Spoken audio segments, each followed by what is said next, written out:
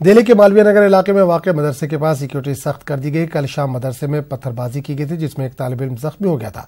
पथराव के बाद से मदरसे के तलबा में खौफ का माहौल है। याद रहे कि गुज़िश्ता महीने इस मदरसे के एक 8 साला तालिब इल्म को इलाके के बच्चों ने पीट पीट कर मार डाला था। इस पूरे मामले पर बात करने के लिए हम रुख करेंगे दिल्ली का, जहां हमारे नुमाइंदे खुर्रम शहजाद इस वक्त जुड़ रहे हैं। खुर्रम, दिल्ली के मालवीय नगर मदरसे का एक बार फिर मामला सामने आया, पथराव की खबर है, क्या है ताजा जानकारी इस वक्त, किस तरह का माहौल है वहां पर?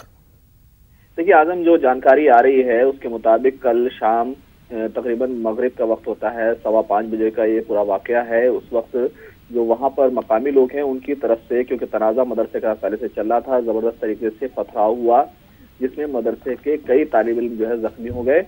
कुछ के फुटेज भी हमारे पास आए हैं। तो जख्मी हो गए थे, उनको पुलिस के जरिए वहां भर्ती कराया गया, अस्पताल ले जाया गया। लेकिन उसके बाद से वहां पर जो है बड़ी तादाद में तकरीबन 2 दर्जन के करीब जो है पुलिस एहलकार जो है वो तैनात कर दिए गए हैं। लेकिन अभी भी वहां पर माहौल है और मदरसे के लोग इस बात के खदशे का इजहार कर रहे हैं कि दोबारा भी वहां पर पथराव हो सकता है, क्योंकि जिस वक्त पथराव हो रहा था उस वक्त क्योंकि मामला सेंसिटिव था, वहां पर एक पुलिस वाला मौजूद था, उसके बावजूद भी वहां पर वो पथराव हो गया। खुर्रम, सवाल ये, पथराव किसकी सीसीटीवी फुटेज भी मौजूद है, पथराव किन लोगों ने किया, क्या इस ताल्लुक से पुलिस की तरफ से कोई जानकारी दी गई है?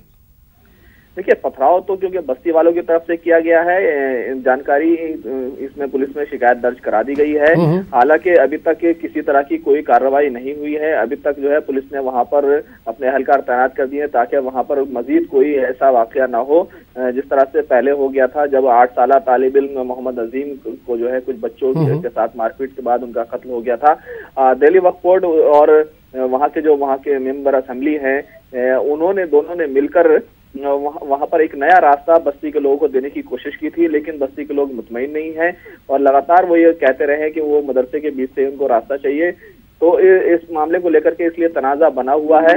अब देखना यह है कि पुलिस इस मामले में किस तरह की कार्रवाई करते हैं। कि अभी तक जो है वो हमारी जानकारी जहां तक है किसी को गिरफ्तार नहीं किया गया है। चलिए खुर्रम, इस तमाम जानकारी के लिए आपका बहुत बहुत शुक्रिया।